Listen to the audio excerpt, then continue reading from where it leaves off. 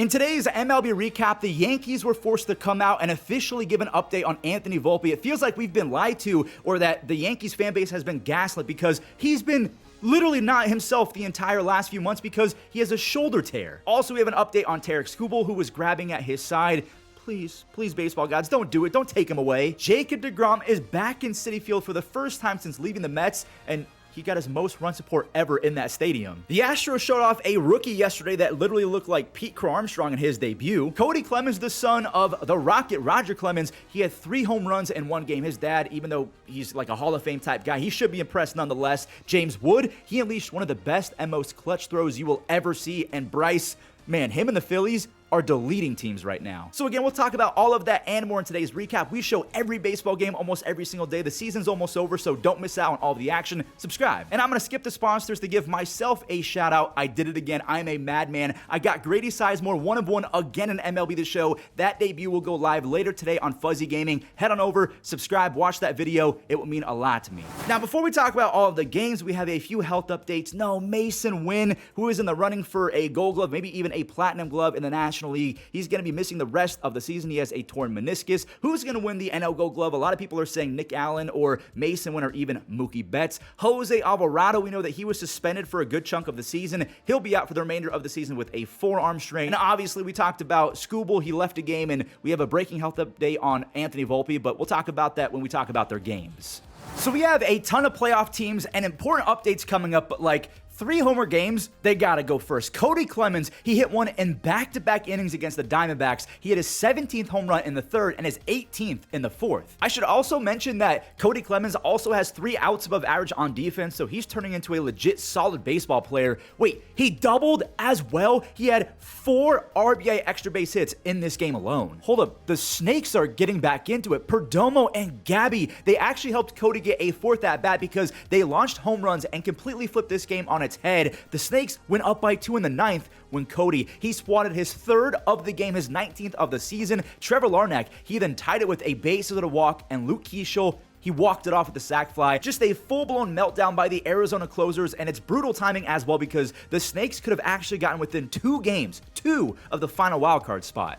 Jacob deGrom is back in Citi Field. This is one of the crazier stats and just things I've heard in quite some time. For the first time in Jacob deGrom's entire career, he had 110 starts there. He got 8 runs of support in Citi Field, and his return to New York as a member of another team. He got the most run support ever given in his old stadium. As you can see, Jonah Tong just did not have, he lost his command. He allowed a ton of contact after that with Josh Young and Ozuna getting RBI singles. Then Cody Freeman, the little brother of Tyler Freeman, knocked in 2 more. And Michael Hellman, the rookie phenom, made it a 6th spot. He has 19 RBIs his first 24 big league games. The broadcast, I thought that this was funny. They said out loud, deGrom is going to have to go warm up. That's how long the top of the 1st inning was. Alvarez and the Mets did get a few runs back. Alvarez ripped an oppo taco. There was 2 sac flies. Kind of a weird start from deGrom because he did go 7, which is cool, but he only struck out 2. Dylan, he wanted more for the Rangers. Dylan Moore, he had a 2-run rocket. Again, 8 runs for deGrom is the most he's ever gotten in this ballpark. The Mets, I actually cannot believe that this is real, have lost 7 in a row. They've lost 7 straight. The Rangers have won 5 in a row. You guys already know what time it is. We have to go find the Mariners game. Luis Castillo is shredding. He had a bunch of strikeouts early on. He actually struck out the side in the 3rd thanks to a Mike Trout whiff. Cal Raleigh, there he is with a ringing double. He hits them so far that right there is only his 20th double of the year. Usually they just leave the yard. Polanco, he drove in his 70th RBI, and I got to tip my cap to Jorge Polanco. He had a 92 OPS plus last year. He was awful. He has a 131 OPS plus this year. 2 are on for Taylor Ward. He pummeled one deep. Robles, he's tracking it down. Victor Robles, he outran the baseball, so that completes 6 scoreless for Luis Castillo. He's in line for a win. Well, not anymore. We are tied. Logan Davidson, he evened the score with his 2nd RBI extra base hit in as many games. Mitch Garver, to the Edgar porch, whatever that territory is called out there in left field. He instantly knew it. This was one of the smoothest yet most aggressive bat flips I've ever seen. Like, if we're talking about smooth, it was still kind of aggressive. Cow. Go baseball, go, go, go. Okay, he's got to hit the weight room. That's his 2nd double of the game, but he just missed his 54th home run. He's 1 away from tying Mickey Mantle at that 54 for the most in a single season by a switch hitter. Senor Smoke got 2 strikeouts in the final inning for his 35th save. The Mariners have won 7 in a row. Can they please stop winning, the Rangers and the Mariners? I'm asking nicely as a Guardians fan. Astros fans are also praying for the Mariners and Rangers downfall. But man, my guard dogs, they can't gain any traction, even though David Fry hit one on a Friday. He owns that day. And Angel Martinez, he homered after RBIs from Austin Hedges and Nolan Jones. Wait, it's 4-0 after 8. Well, because Tanner Bibee tossed a complete game shutout. Nolan Jones, he laid out to seal it. I want to show Bibee's 10 strikeouts. He only allowed 2 base hits. I'm going to show all 10 right here. Cleveland, they've been winning a lot lately, but again, they're still 3.5 games back of the wild card because the Rangers and the Mariners are refusing to lose. The Astros, I know there's still technically 14 games left after this game, but they kind of have to win this game. Every win from now to the end of the season is going to feel like 20 wins. Yo, look at the rookie Zach Cole with a web gem out there in left field, and he's about to do something that we haven't seen since Akil the Badman Badu. On the first pitch that Zach Cole ever saw, he hit one out. That always reminds me of Daniel Nava. Do you guys remember when he had a grand slam on his first ever swing? Cole had 19 home runs, 18 stolen bases, and a 920 OPS in the farm system, so he could be really good. Jake Myers, he had a fun night as well. He drove in 2, and Cole's already at 3. He found another barrel. Honestly, he has a really nice bat path. Christian Walker, this is kind of getting embarrassing for the Braves. He had 2 more RBIs, and Zach Cole just made history for the Astros. He became the first rookie ever to have 4 RBIs in his big league debut. Mauricio Dubon, another Astro with multiple base hits. It's a 10 spot off the Braves. Altuve, I mean, forget about this. His 25th home run. He's 35 years old, but he's only 46 home runs away from 300. I need him in that club, so in the next few years, we can get a 300 home run milestone card of Jose Altuve and MLB The Show. It's probably going to be MLB The Show 27. Ronald also hit a baseball out. I wanted to show his 16th home run because he's been scuffling as of late. Eli White, he had a 2-run home run that meant literally nothing. So the Astros have the same record as the Mariners, but again, because the Mariners have a better record against their division, they're technically in first place, even though they're tied on paper.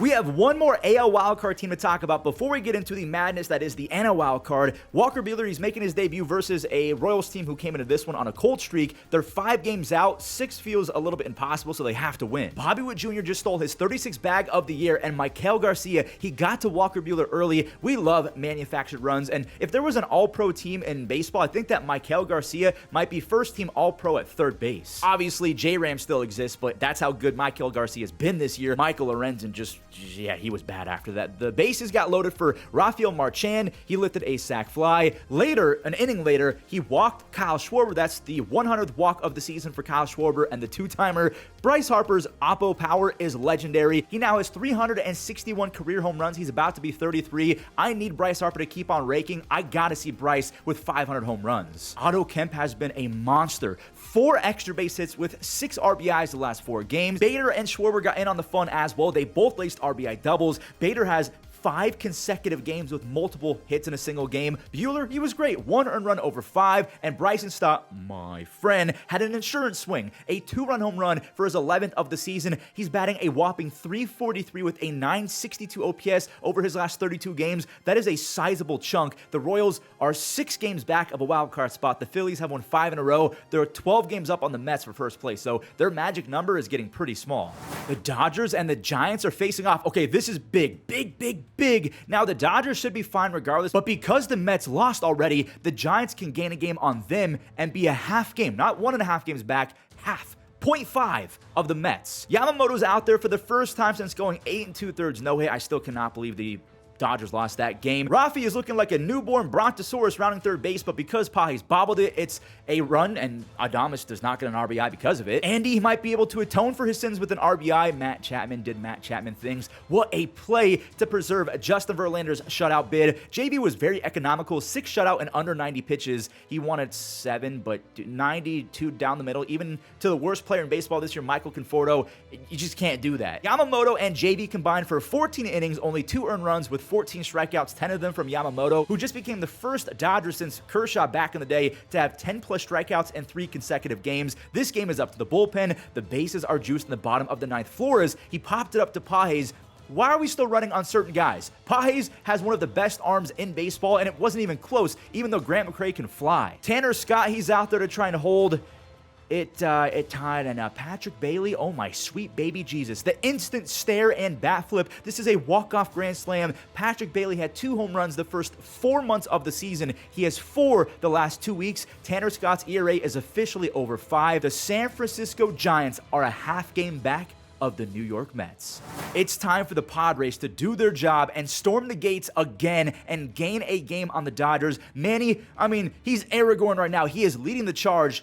But this is not the Lord of the Rings. This is Major League Baseball, the most unpredictable sport to ever exist. Some guy named Blaine Crim went perfect 440 feet for the win. He was 0 for 12 coming into this at-bat to begin his career, and now we have back-to-back home runs. Kyle Farmer allows Tanner Gordon to go out there and just shred. He had 9 more strikeouts in 6 innings. He has 23 strikeouts his last 15 innings. Victor Vodnik, the flamethrower, has 8 saves. The Padres, they're still stuck at 2.5 games back. Just like San Francisco, the Reds can also get within a half game if they can win this game against the A's. If anyone can catch this baseball and bring it back, it's TJ Friedl. Okay, not even TJ Friedl could bring it back. Lawrence Butler, he's had a quiet campaign because he has a 99 OPS plus, but that right there is homer number 20. JT Ginn, I gotta shout this guy out. He overcame a leadoff triple and just struck out the next 3 guys. He had 6 strikeouts over 4, and my other friend, Daryl Hernandez, he had a scoop and throw to bail him out of a jam. Carlos Cortes, we know that he's a switch thrower. He belted out his first of 2 on the day. Chase Burns, I just want to mention that he's back. I'm really happy to see him healthy. Cabrine almost tied the game, by the way, off of Sterner. Literally off of Sterner. He recovered to get the out, and then Carlos, he hit another one. This Carlos Cortes kid, I have some friends with the Aviators, the AAA team. They were calling this guy the Spanish Babe Ruth. He has 10 extra base hits and a .330 batting average. His first 67 at-bats. Newcomb now has 2 saves. The Reds, just like the Padres, they can't gain any ground. The Reds stay 1.5 game back of the Mets. Remember, this is a wild card conversation we're having.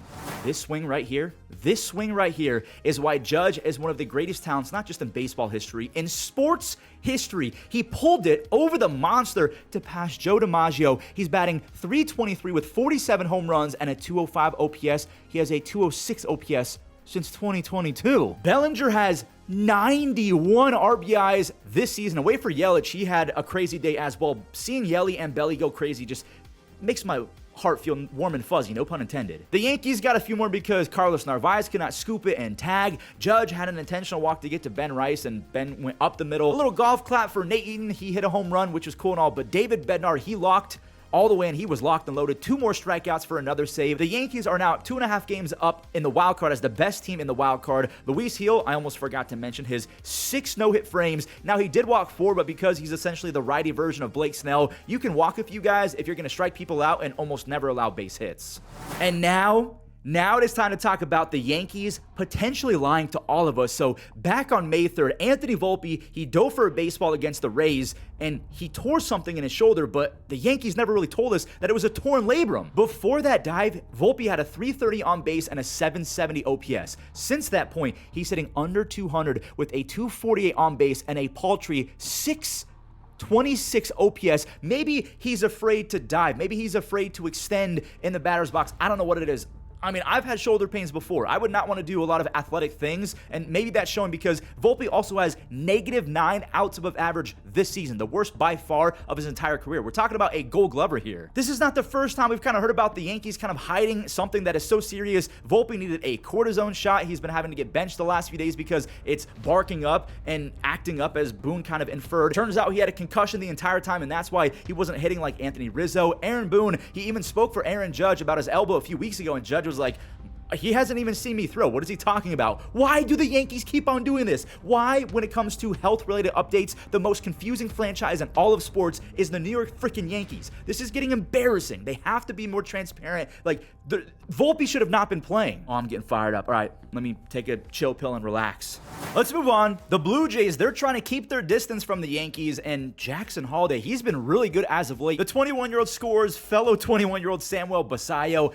This game was all Blue Jays, though. Tyler Rogers, he went 5 strong. This right here is an unearned run. The usually sure-handed Colton Cowser, he whiffed it, but that ball was hit 115 miles an hour. Miles Straw, he's about to gap one. He scores IKF. By the way, Isaiah Kiner-Falefa so far as a Blue Jay has a .370 on base this year. Clement, Varsho, and Vladdy, they got it up to a 6 spot. Varsho's was a 2-run double, so he just casually has 50 RBIs in 58 games. Vladimir Guerrero Jr. has 20 base hits his last 9. That is a .541 batting average the last 2 weeks, and some people really tried to tell me last year that he was washed and did not deserve to be on the cover of a video game. How about that? Anyways, the Blue Jays are 85-62. The Jays have the best record in the AL over the Tigers by a half game, and the Tigers, they're just simply trying to keep it there. Agustin Ramirez, he does not want to keep it there. He ends Tarek Skubal's streak of 14 consecutive innings without allowing a run. I don't know why that was so hard for me to say. The rookie catcher now has 20 home runs and 12 stolen bases. Heriberto Hernandez went the other way. He's really cooled off since being one of the better rookies in baseball the first few months, but he still has plenty of talent to get hot again. Scoobs, you can see he's already stretching his left side. Javier Sanoja, he got the RBI on a fielder's choice. Sandy was really good. He only really had one mistake pitch. Riley Green is also very good. He has 34 home runs and 108 runs batted in. AJ Hinch, he is out because Skubal, he had to get taken out. So if you look at the replay, the left side, he was kind of grabbing at his oblique area. Please be okay. And actually, as I was recording, Jeff Passan came out with an update that the imaging was clear. Tarek Skubal, he's going to be okay. After that, though, Javier Sanoja, I mean, this is a straight-up Javi swing, like Javi Baez. He fell on the swing. Parker Meadows couldn't get there, so Sanoja gets a 3 RBI game. Same for Joey Wiemer. My goodness. He also has 4 outs above average in just 15 games. Sandy struck out 8 over 7. The Tigers, they're losing some ground for the best record in baseball. Who really cares about that if you're making the playoffs? I'm just happy that Skubal's okay. Christopher Morel is back in his old stomping grounds. This is his first game back in Wrigley, and of course he mashes a 3-run home run. Dansby, he got a free RBI double from the heavens. It deflected to no man's land. Bush, he's facing a righty, so just pencil in at least 1 RBI and an extra base hit of some sort. Ian Happ, he tied it, but not for long. Moises Ballesteros, he tripled in the very next inning to put the Cubs up by 1. Both teams started trading runs when Ian Happ, he hammered one out to right field, so he has 21 home runs. I've said this before, he's a walking 30 doubles, 20 home runs, and a Gold Glove. That's very, very valuable.